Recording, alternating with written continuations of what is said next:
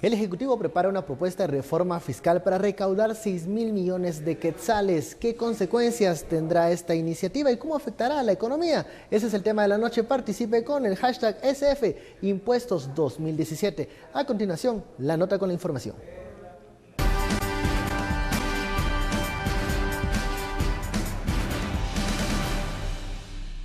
El Ejecutivo volverá a presentar una propuesta de reforma fiscal para el 2017. La propuesta se encuentra en análisis en el Ministerio de Finanzas y persigue incrementar la recaudación en 6.000 millones de quetzales. La reforma fiscal será discutida con diferentes sectores sociales, pero las autoridades del Ministerio de Finanzas aseguran que no contempla incremento de los impuestos. Esta afirmación puede ser interpretada de diferentes formas. Finanzas afirma que recaudará más impuestos, llegando a sectores que se encuentran en la informalidad. ¿Cómo se logrará esta estrategia? ¿Qué incentivos se crearán para que los consumidores dejen de comprar en comercios que no extienden factura? Otra idea que revela esta propuesta de información es la creación de un impuesto en favor del ambiente. Los posibles sectores que están bajo la lupa del fisco son los ganaderos, deportistas, transportistas y sectores informales. El Ejecutivo presentó este año un paquete fiscal que no tuvo eco en el Congreso y representó un pulso de fuerzas perdido para el presidente Jimmy Morales. Esta vez será diferente. ¿Quiénes acudirán al diálogo para buscar vías de financiamiento para el Estado? Bienvenidos a Sin Filtro, noche de miércoles. SF Impuestos 2017. ¿Por qué estamos hablando de impuestos? Bueno, el Ministerio de Finanzas prepara una propuesta de reforma fiscal. Según ellos, esto aumentará la recaudación en 6.000 millones de quetzales. ¿Qué tiene preparado el Ministerio de Finanzas y qué expectativas hay en torno a esta reforma? ¿Serán nuevos impuestos? Ese es el tema.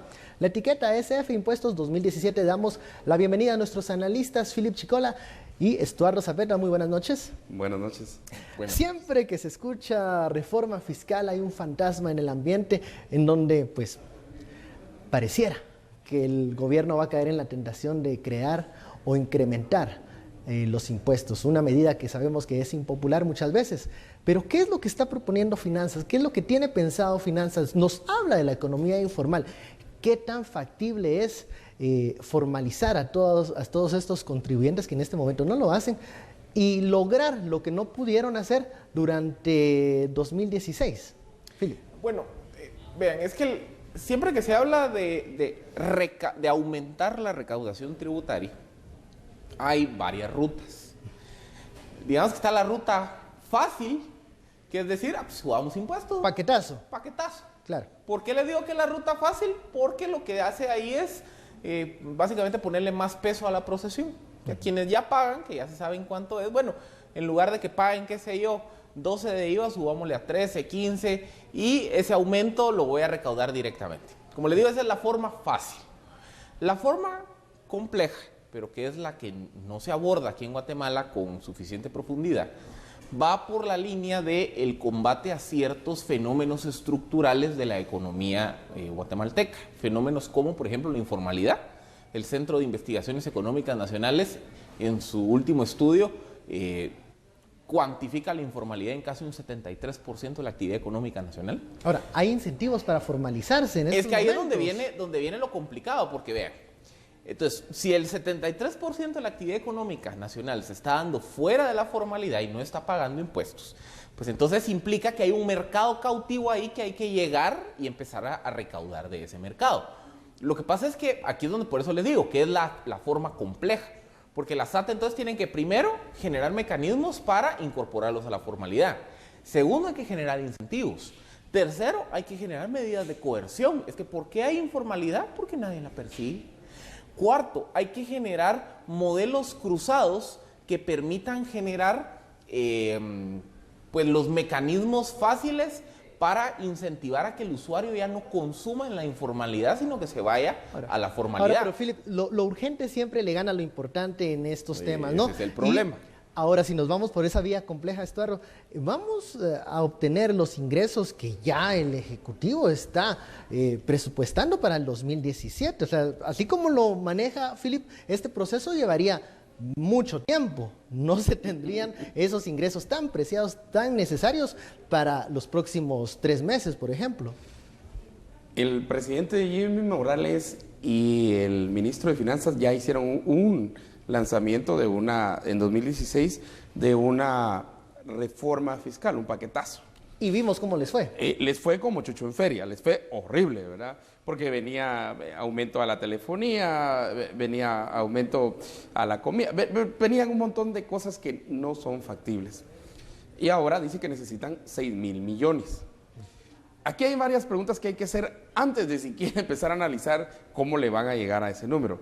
La primera es que en estos días, últimos días de 2016, el presidente mató mucho de la moral tributaria al haber perdonado multas, digo multas, no impuestos, no puede perdonar impuestos, solo Congreso puede perdonar impuestos, por impuestos, casos de impuestos que van a ir. No era mucho, decían, millones. no era mucho, decían. Y dicen que no afecta en nada, no, pero no es, aunque sea un centavo, es el hecho de haber dispensado, es el hecho de decir, tengo necesidad, pero perdonando multas y que aparte no sabemos a quién benefició. Y no.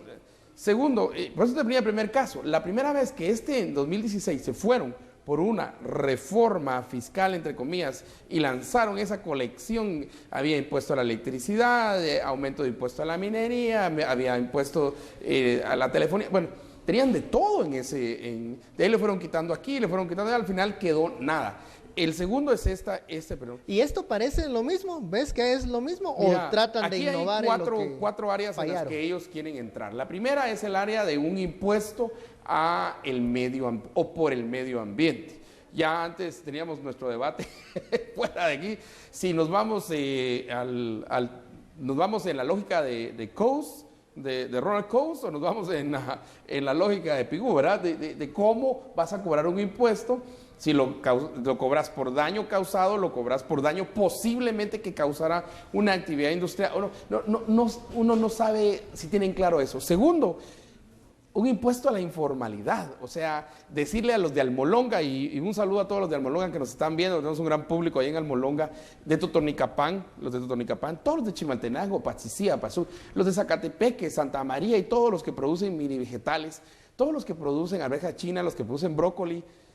Miren, el ministro de Agricultura fue el primero que mencionó un impuesto a las verduras. Eso fue el ministro de Agricultura, no es ni el ministro de Finanzas. Él ya lo había mencionado antes.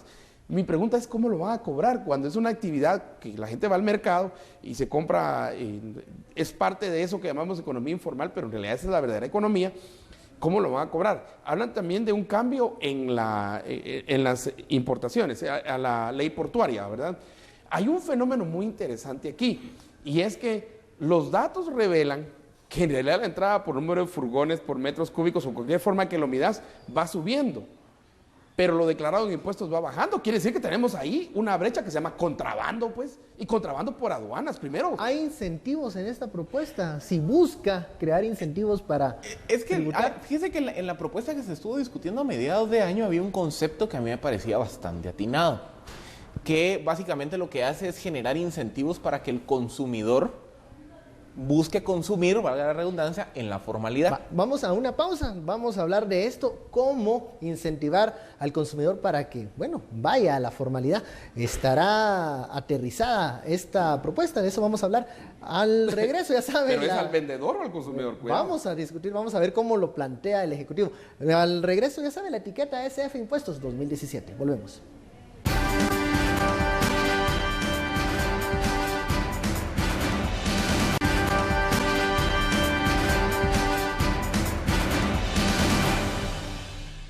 Regresamos a Sin Filtro con esta reforma fiscal recargada para el 2017. ¿Qué nos prepara el organismo ejecutivo, el Ministerio de Finanzas? Philip se quedó con la palabra, crear incentivos. Incentivos para los consumidores. ¿Por qué para los consumidores? Porque al final del día la economía informal se alimenta del hecho de que el consumidor que puede tomar la decisión si ir a consumir en un bien o en un comercio informal o en uno formal, ¿cómo lo incentivo para que vaya a la formalidad? Se va por el precio muchas veces, ¿no? Se va por el precio, pero habría un mecanismo para incentivarlo a pasarse del otro lado de la banqueta, que es el tema de las deducciones, dígase la planilla. Es que haber eliminado la planilla aquí en Guatemala fue uno de los errores más caros que se ha hecho en política tributaria, porque eso desincentivó que el guatemalteco pida factura. Claro. Al desincentivar que se pida factura, se empezó a multiplicar las transacciones en el marco de la informalidad. Entonces, ¿cómo se genera el incentivo? Supongan que yo les digo, vean, yo te voy a cobrar, qué sé yo, un impuesto sobre la renta de 7. Pero si tú venís y al final del año me demostrás que te gastaste, qué sé yo, el 80% de tu salario en bienes de consumo, claro, no te cobro el 7, sino te voy a cobrar el 5.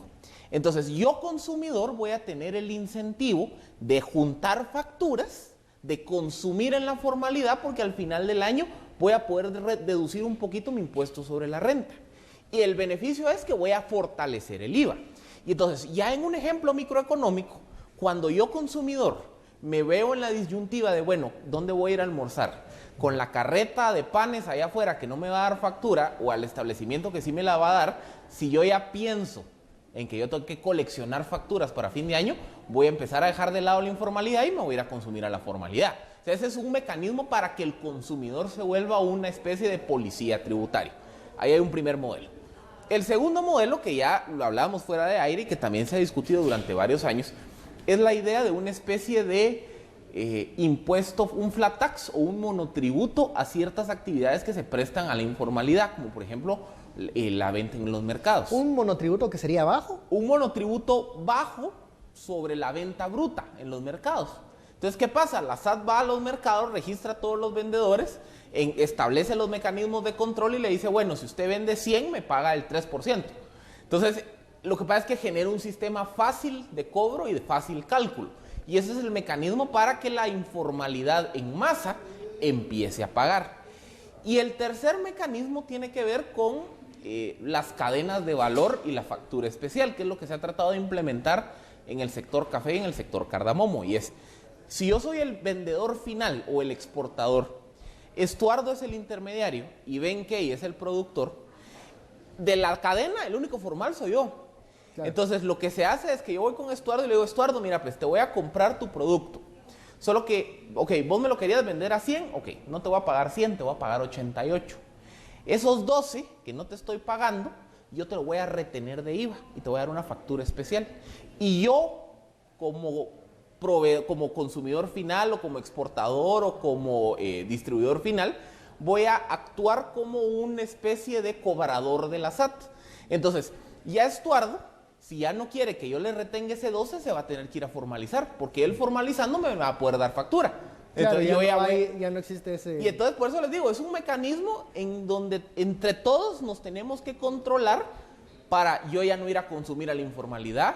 Si yo le compro a alguien que es de la informalidad, retenerle ese IVA. Vamos a la realidad. En esta propuesta vemos ese tipo de planteamientos de... técnicos. Mira, vamos a caer. La propuesta desarrollada todavía no la han presentado. Sí anunciaron esos 4 parámetros que ya les dije. Impuesto al medio ambiente. No sé cómo lo van a cobrar. Ahí hay un debate si lo hacemos por daño, si lo hacemos por un daño previsto, si lo hacemos por el tipo de industria que es, por el tipo de industria, ¿verdad? Un daño, un cobro, cambios a la ley aduanera, puertos y cambio también en términos de el tributo que pagan los vendedores informales, los que están vendiendo cohetes ahorita ahí en las calles, o los que vendieron manzanas, y vendieron uvas y ¿Prevén un regreso de la planilla? Mira, yo creería que en la planilla, yo he platicado con varios de los expertos en esto, que yo les pregunto precisamente para entender un poco más. Y un argumento que ha utilizado precisamente uno de los columnistas de Prensa Libre, el licenciado Chile Monroy, es que precisamente con quitar la planilla, la SAT se quitó tenía aliados, tenía 1.2 millones de aliados, que sin querer, al momento que pedís planilla, al momento que usted pide factura, al momento que usted pide factura, yo pido factura, vos pedís factura, todos nos convertimos en aliados de la SAT. Sin querer serlo. Lo pedimos porque nos conviene tener factura, pero desde el momento que quitaron la planilla, quitaron el incentivo y hay que seguir insistiendo en eso. Los cambios del 2012 del Partido Patriota en realidad fueron de los peores. Pasamos un año, más de un año, con el presidente cada mes sacando acuerdos gobernativos, porque no había una normativa en relación, por ejemplo, a puertos, a importaciones y todo esto. ¿Cuáles son los peligros que tenemos aquí? Mientras las cuestiones no estén claras, va a seguir creciendo el contrabando, que es el gran enemigo precisamente de la recolección de impuestos, y la informalidad también va a seguir creciendo, y sobre todo no va a crecer lo que ellos quieren hacer, que es colectar más impuestos. Eso no va a crecer. La lógica siempre ha sido aumentemos el porcentaje, veo la lógica en esta propuesta del ministro de Finanzas. Pero aquí es aquella pregunta clásica que uno le hace a los alumnos el primer día, ¿verdad? ¿Qué prefiere usted? ¿El 10% de 300 o el 20% de 100? Curiosamente, la mayoría se va por el 20% de 100 porque al ver 20 creen que es más. Pero cuando ya hacen los números, llegan a la conclusión que 10% de 300 es 30, que es mayor al 20% de 100, que es 20, y 30 es mayor que 20, y entonces ahí caen en el 20, que ese no era el camino a seguir, y se están yendo por el camino de aumentar porcentaje. Ese es un camino falso. La ilusión de falsedad que les da a los que hacen política fiscal es muy importante. Y yo sí entraría aquí a un debate para mí relevante, y es: ¿debemos seguir teniendo el ISR o debemos eliminarlo? Porque el ISR es muy caro también colectarlo. Y aún el monotributo, aún este impuesto que se le cobraría a los vendedores de verdura, a los vendedores, a toda la gente que está en esa economía informal, en realidad hay que ver si el costo de oportunidad vale la pena o no, si no es muy caro cobrar eso. En tiempos de Carolina Roca, la superintendente de Administración Tributaria, se propuso el monotributo y solo quedó en una discusión, ya no se siguió. Pero ¿cómo cobrarlo? ¿Cuánto cuesta cobrarlo? ¿Quién lo va a cobrar? ¿Cómo se va a cobrar? Esas son las preguntas que se tienen ahora, porque el tema regresa en el cobro de impuesto a la informalidad. En líneas generales, el Ministerio de Finanzas adelanta que esta propuesta no tendrá un impacto en la economía, porque lo que se busca es solo recaudar con mayor eficiencia en aspectos, en renglones, en sectores en donde se supone. Eso es lo que ellos dicen, no se ha recaudado en estos momentos. De eso vamos a hablar luego del corte. Ya sabe, la etiqueta SF Impuestos 2017. Volvemos.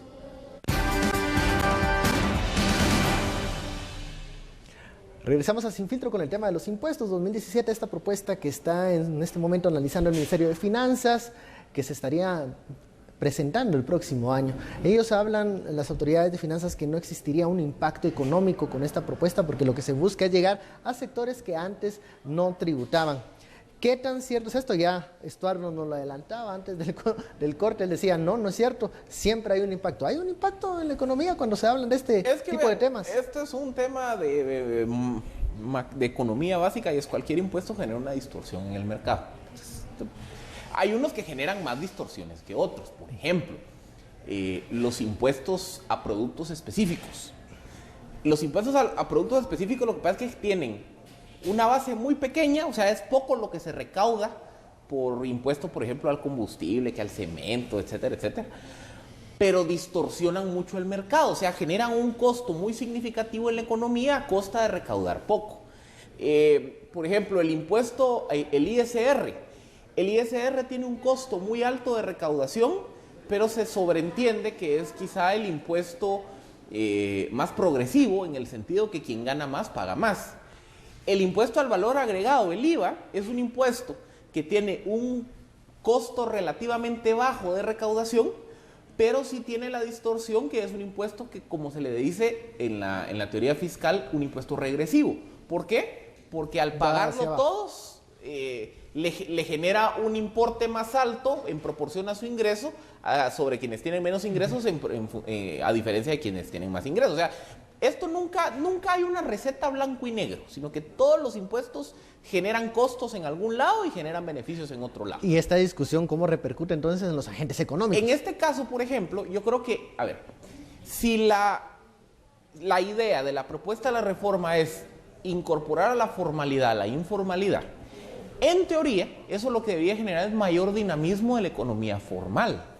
Eso a su vez debería de provocar entonces que la recaudación por la vía de la formalidad mejore, y que entonces el consumo en la formalidad mejore, y que se empiece a desincentivar entonces el movimiento de la economía en la informalidad. Eso es lo que en teoría se genera. Pero luego también hay una serie de consecuencias no intencionadas. Por ejemplo, todos los impuestos siempre generan un reacomodo natural del mercado, que es siempre la informalidad encuentra sus mecanismos para seguir actuando, para al seguir margen actuando. de todo. Entonces, por eso les digo, digamos que lo que pasa es que no podemos predecir hacia dónde se va a mover. Por ejemplo, cuando se eliminó la planilla, mucha gente decía, no, es que ya se generó cultura tributaria, entonces el guatemalteco va a seguir pidiendo facturas.